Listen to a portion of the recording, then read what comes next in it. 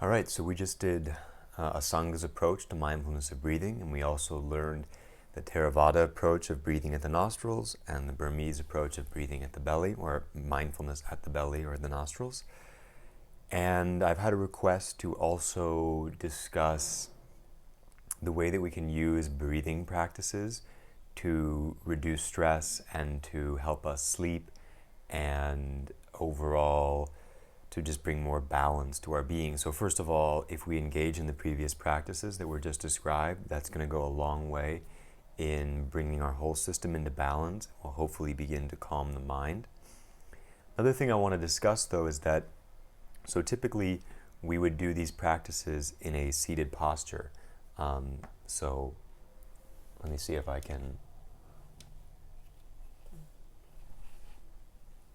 we can get a little visual.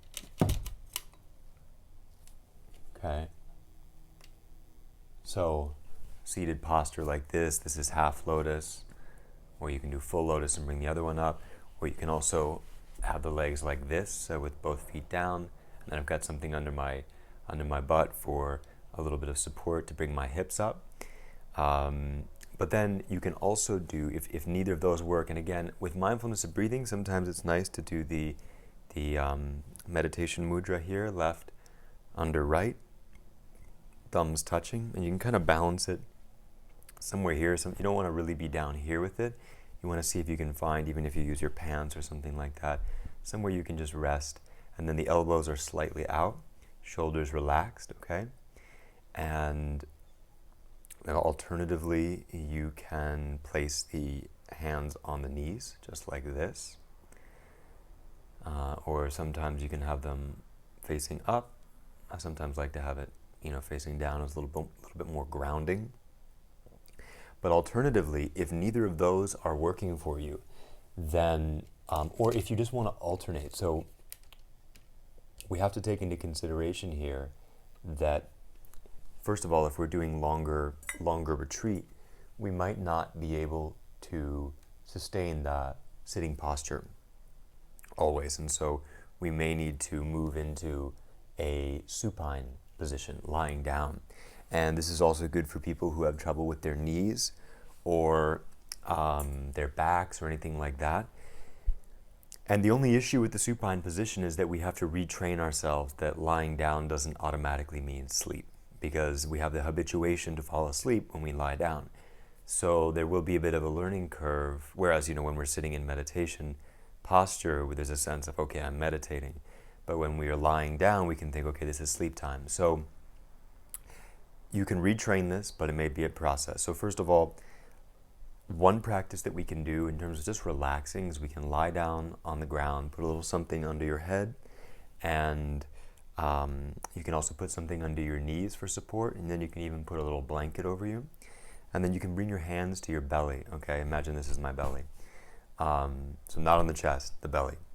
And just allow yourself to take deep belly breaths. So belly comes out and in, belly out and in. So breathing deep down into the belly. This is like diaphragmatic breathing. And just this breathing alone is going to activate the parasympathetic nervous system, which is the rest, relax, and recharge mode of our nervous system, as opposed to the sympathetic, which is more what we get into when we're in stress response of fight or flight. And so just by doing this alone, we can bring this relaxation and this recovery mode into our being. So that's beautiful to do just on your own and to begin as an initial relaxation. Then you can also do the practices that we just talked about, but lying down. You can have the legs flat on the ground, the toes fall out to the sides, okay, nice and relaxed, like on the edges of a yoga mat if you're on a yoga mat. And then the arms fall out 45 degrees on either side, and palms are facing up. And again, something under the head, maybe something under the knees, a nice little blanket. And then you can just engage in the mindfulness of breathing, counting the breath, allowing the breath to go into the belly, and then feeling the breath and the prana moving through the whole body. And you can do a full meditation session like this. It's a beautiful way to do it. It can really cultivate greater relaxation. as long as you're able to also maintain the clarity of your awareness and not fall into sleep. And you may sometimes, and if you're very tired or very stressed out, you may begin this practice just, doing the mindfulness of breathing, and if you're really tired, you may fall asleep, and you may really need that sleep. So don't beat yourself up if that happens, and in fact, it may be a very blissful experience because you've finally been able to relax enough to get that sleep that you need to. So on that note, if we're talking about ways to get a better night's sleep, I was about to go into just the topic of breathing practices for bedtime, but I also want to just say that, the nighttime can be a time of loneliness or even of fearfulness, a time of our mind racing. And so I will give some techniques right now that we can do, but also consider that you're not alone. You are always held in the arms of the divine. That being, which is the heart of your own being, is always with you. And so one of the most healing things to do at night can be to pray, and can be to, even if it's not, words, just connect to that presence, to that loving presence that holds you, that knows you, and that's there for you. And just hand over all the worries of your day. Hand them all over to this being that knows better than any of us, which is your true highest self, your true highest intelligence. And just release your thinking mind to this deeper layer of consciousness.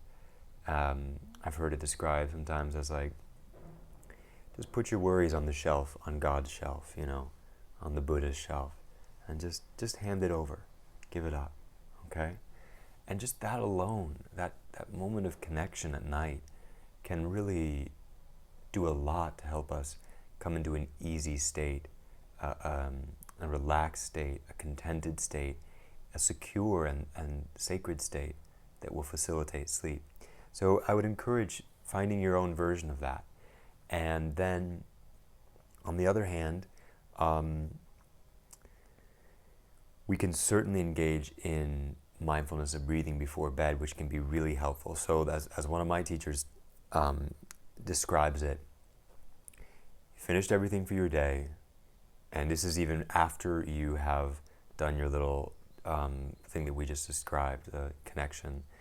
And then you're going to get into bed, you're going to get under the covers, you're going to lie down in the supine posture again, palms up, legs out, totally relaxed.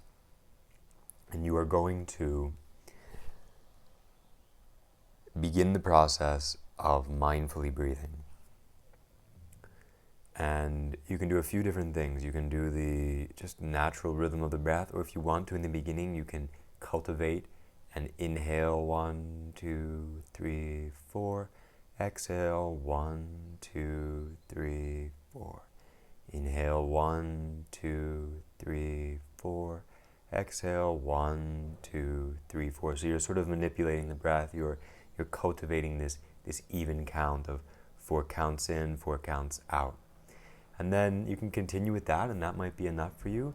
Or you can also experiment with just, again, bringing the non-controlling mindfulness to the breathing. So just being aware of the subtle energy in the body, of the breath moving in the body, and just beginning the count. Inhale, exhale, 1. Inhale, exhale, 2.